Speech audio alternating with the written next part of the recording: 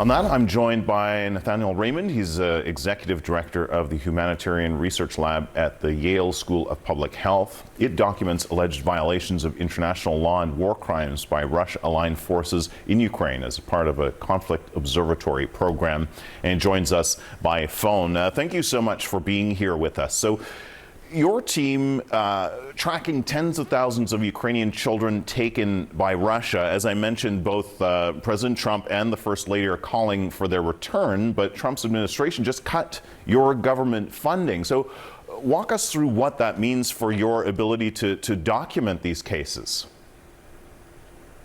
Well, what it means is that right now we're running on fumes. If it wasn't for online donations by average Americans, we would be out of business.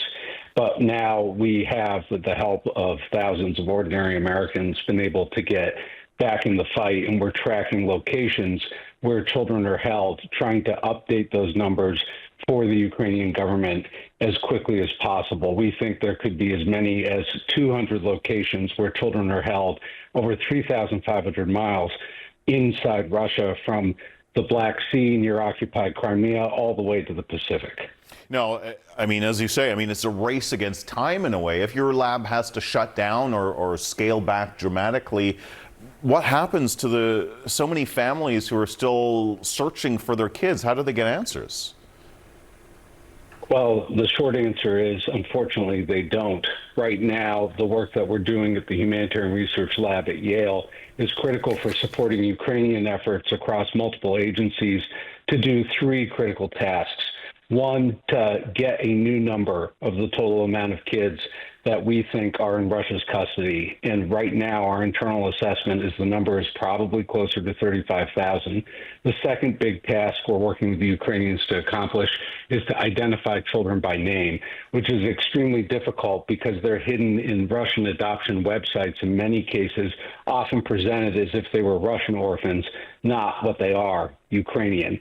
And the third task is to figure out where Russia has moved them. They're basically playing a shell game, like a ping pong ball underneath a plastic cup, moving the children around, making it harder for us to detect where they are and how many they have.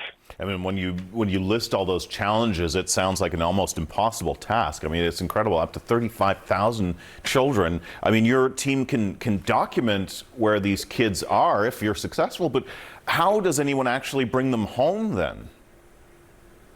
Well, that is the million-ruble question. Really, the American role can't be overstated here.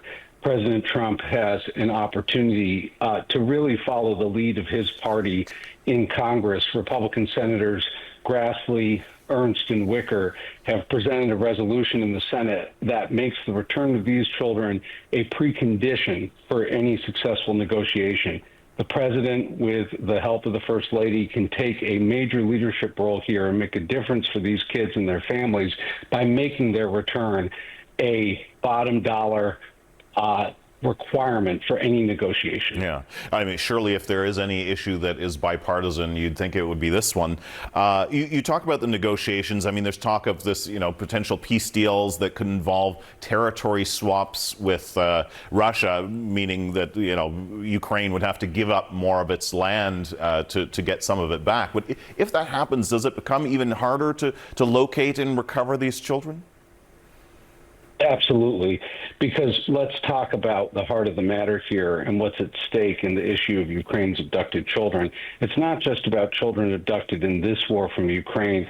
It's really about the meaning of the special protected status children have underneath the Geneva Convention, which means they can't be traded as hostages or in a spy exchange. Children must be returned immediately with no preconditions. That's what the law says.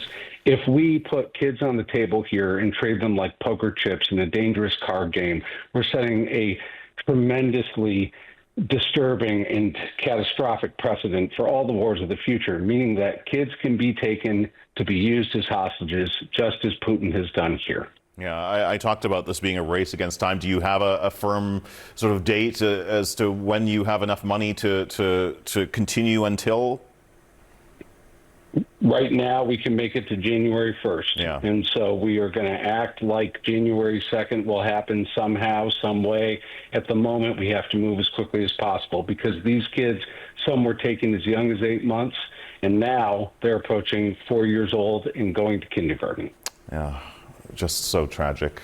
Really appreciate you speaking to us about this. Nathaniel Raymond with the Humanitarian Research Lab at the Yale School of Public Health. Thank you so much for joining us. Thank you, sir.